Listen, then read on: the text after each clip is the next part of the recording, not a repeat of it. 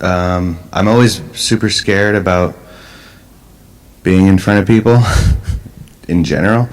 But the idea of just sort of an open conversation, I mean a non-conversation, a lecture, in which I'm supposed to espouse on things that I know, and I'm going to inform you about or whatever.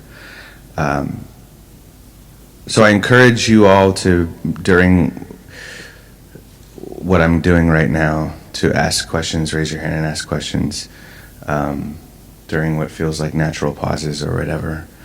Because I like, as an audience member, when I'm listening to people talk, I don't like just sitting there for long amounts of time. And that's just the way I like to be an audience member. So as somebody up here, I really want to leave it fully open to if anybody has questions while I'm talking about my life, etc., or reading. Obviously not interrupting awkwardly, but just where it feels like if you have a question that feels pertinent to what I'm talking about, I don't mind having the question and answer part happen during what I'm doing. So I'm going to read first from the part of the prologue. The prologue to this novel is essentially what sold it, and I really don't like saying this because it sounds like I'm giving a lot of credit to Trump, but and we have an orange parallel. But there has been a parallel I can't ignore, which has been people wanting to be as far away from him as possible, and that actually moves people to the marginalized people who already have been like, no big surprise. It's not as shocking to people who are marginalized, somebody like Trump. But so, my book, I got my agent the day after Trump got in, and the author who sent my book to her agent took it as a call to action after he got in. And my agent was worried about not being able to get back into the country. She wanted to come to London, because that's where her family is. And she was up with anxiety at 4 a.m. and read my manuscript and called me the next day because it gave her hope in the midst of this tragedy. And so Trump's ascendancy and the book's ascendancy have been on parallel tracks where I constantly can't believe the bad news in regards to Trump and how dumb it is, and then how the success of the book and how good it is. So it's been a thing that's happened.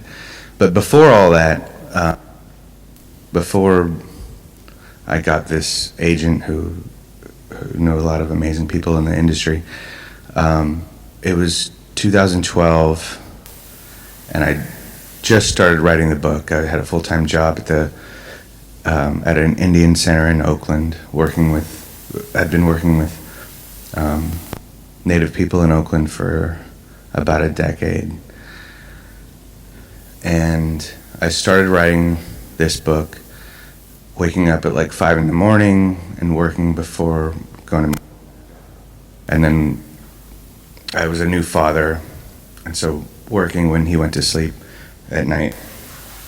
And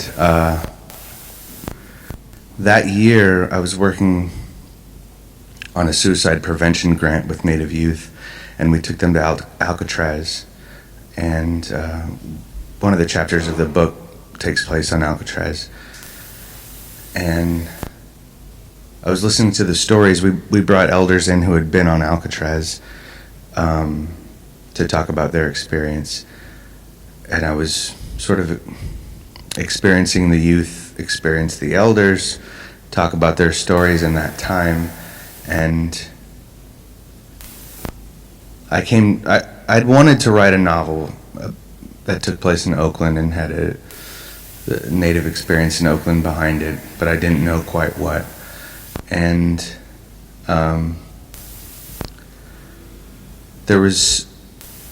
I'd read and seen the temptation to talk about the Alcatraz occupation as sort of a heroic, triumphant experience from the adult perspective. But seeing the youth who we brought for this suicide prevention grant experience the stories made me think about, but what was it like for the young people who were dragged along by their idealistic parents to a prison island in the 70s to do what? Like sleeping in prison cells to try to get rights for Native people. So that was the beginning of me thinking about how I might write about the Native experience in the wider Bay Area in Oakland or in California. So the first year of me writing it, I'd been working with these Native youth, and we'd taken them to Alcatraz, and then we had a reading at UC Berkeley, and my wife was the project director on this suicide prevention grant, and there was supposed to be an author reading, and because my wife was the project director, I was able to read because I had published nothing, and it was sort of a joke that I was an author, but she was the project director, so so I'm going to read a part in the first year of writing it. This is what I read to these Native youth who we brought to Alcatraz, and after the reading, it's the scariest thing to read to young people. It's always scary for me to read in general or be in public speaking. It's not why I got into it. But young people are ruthless. So I read to them, I'm just going to read from the prologue, like part of what I read to them stayed in the book. So I'll read that now.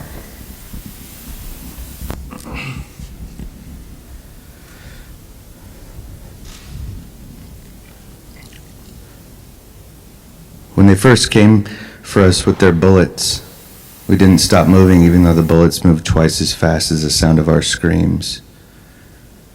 And even when their heat and speed broke our skin, shattered our bones, skulls, pierced our hearts, we kept on.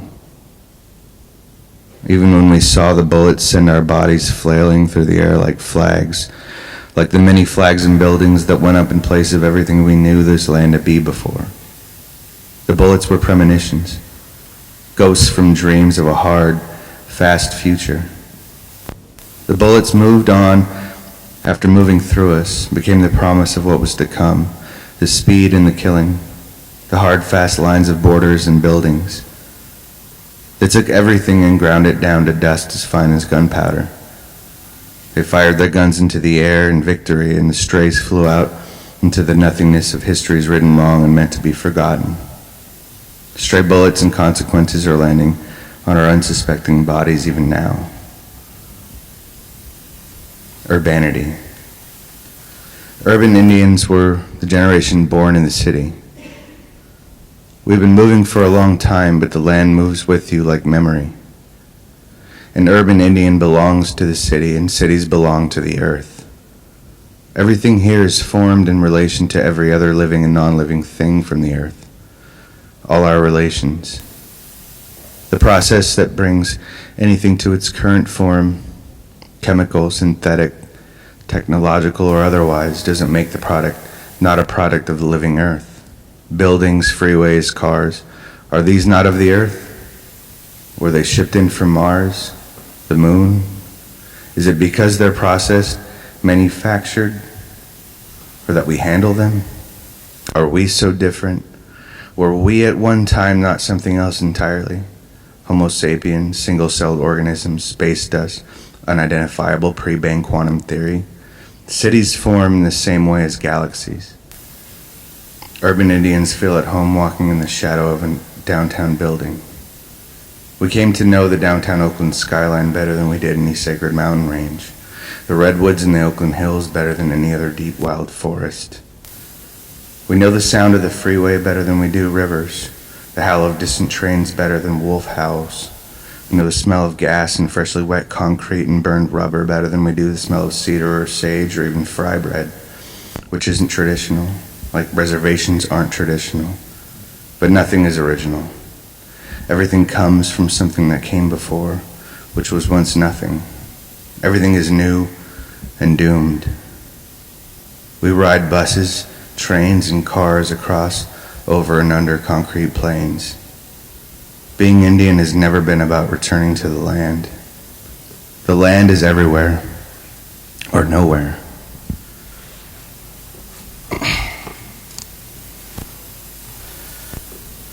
So, that was the beginning of writing the novel, and I read that to these young people, and they responded to it. The first idea for the novel came maybe like within the month that I found that I was going to be a father. Me and my wife were driving down to LA to see a show. It's this weird pianist named Chili Gonzalez. I don't know how many people know who that is. One? Just two. So he's an amazing pianist who is also a rapper, not as big of a fan of his rapping, and producer, connected with Feist and Daft Punk. But this was a solo piano show in LA, and we were going down. She was pregnant. We were going to move in together. My writing at that point had been somewhat experimental, and I didn't think of it to any end in regards to like what it could do for me in any way besides just, I don't know what weird way I was thinking about it, but knowing I was going to have a son made me reconsider the way I was approaching writing. So on the way down to that show, after working in the Native community for all these years, this thought just popped in my head. A novel where there's a whole bunch of characters and all their lives converge in a cataclysmic way at the Oakland Coliseum at a powwow. That was the basic seed of it, and I was completely convinced. But I didn't start writing into it because I was about to be a father, and then I was a father, and that was consuming in every way. But a year after, or less than a year after I became a father, is when I started writing into it. But the initial idea was, I'm going to kill some of my characters at the end. People are going to die. This is going to end tragically. So I originally knew that readers aren't going to like that, and that's kind of a dumb thing to do. So I thought, well, I'll write myself in as a sort of character, and I'll kill myself first, as a sort of penance. So I have a chapter called Thomas Frank. So my name on the book is Tommy Orange, but my real name is Thomas, and my middle name is Frank. And the Thomas Frank chapter pulls a lot from my own life, and my family calls it like our chapter. It's not entirely autobiographical, but as a last part of reading, I'll just read a part of this. So there's a lot pulled from my own life here. Thomas Frank. Before you were born, you were a head and a tail in a milky pool, a swimmer. You were a race, a dying off, a breaking through, an arrival. Before you were born, you were an egg in your mom who was an egg in her mom. Before you were born, you were the nested Russian grandmother doll of possibility in your mom's ovaries. You were two halves of 1,000 different kinds of possibilities, a million heads or tails, flips shine on a spun coin. Before you were born, you were the idea to make it to California for gold or bust. You were white, you were brown, you were red, you were dust. You were hiding, seeking. Before you were born, you were chased, beaten, broken, trapped on a reservation in Oklahoma. Before you were born, you were an idea your mom got into her head in the 70s to hitchhike across the country and become a dancer in New York. You were on your way when she did not make it across the country, but sputtered and spiraled and wound up in Taos, New Mexico at a peyote commune named Morning Star. Before you were born, you were your dad's decision to move away from the reservation, up to northern New Mexico to learn about a Pueblo guy's fireplace. You were the light and the wet of your parents' eyes as they met across that fireplace in ceremony. Before you were born, your halves inside them moved to Oakland. Before you were born, before your body was much more than heart, spine, bone, brain, skin, blood, and vein, when you just started to build muscle with movement, before you showed, bulged in her belly, as her belly, before your dad's pride could belly swell from the sight of you. Your parents were in a room listening to the sound your heart made. You had an arrhythmic heartbeat. The doctor said it was normal. Your arrhythmic heart was not abnormal. Maybe he's a drum, your dad said. A drummer. He doesn't even know what a drum is, your mom said. Heart, your dad said. The man said arrhythmic. That means no rhythm. Maybe it just means he knows the rhythm so good he doesn't always hit it when you expect him to. Rhythm of what? She said. But once you got big enough to make your mom feel you, she couldn't deny it. You swam to the beat. When your dad brought out the kettle drum, you'd kick her in time with it, or to her heartbeat, or to one of the oldies mixtapes she had made from records she loved and played to no end in your Aerostar minivan. Once you were out in the world, running and jumping and climbing, you tapped your toes and fingers everywhere, all the time. On tabletops, desktops, you tapped every surface you found in front of you, listened for the sound things made back at you when you hit them. Timbre of taps, the din of dings, silverware clangs in kitchens, door knocks, knuckle cracks, head scratches. You were finding out that everything makes a sound. Everything can be drumming, whether rhythm is kept or strays. Even gunshots and backfire, the howl of trains at night, the wind against your windows. The world is made of sound. But inside every kind of sound lurked a sadness. In the quiet between your parents, after a fight they both managed to lose. You and your sisters listening through the walls for tones, listening for early signs of a fight, for late signs of a fight reignited. The sound of the worship service, that building drone and wail of evangelical Christian worship. Your mom speaking in tongues on the crest of that weekly Sunday wave. Sadness because you couldn't feel any of it in there and wanted to. Felt you needed it. That it could protect you from the dreams you had almost every night about the end of the world and the possibility of hell forever. You living there, still a boy, unable to die or leave or do anything but burn in a lake of fire. Sadness came when you had to wake up your snoring dad in church, even as members of the congregation, members of your family, were being slain by the Holy Ghost in the aisles right next to him. Sadness came when the days got shorter at the end of summer, when the street got quiet without kids out anymore. In the color of that fleeting sky, sadness lurked, sadness pounced, slid in between everything, anything it could find its way into, through sound, through you. You didn't think of any of the tapping or knocking as drumming until you actually started drumming many years later. It would have been good to know that you'd always done something naturally.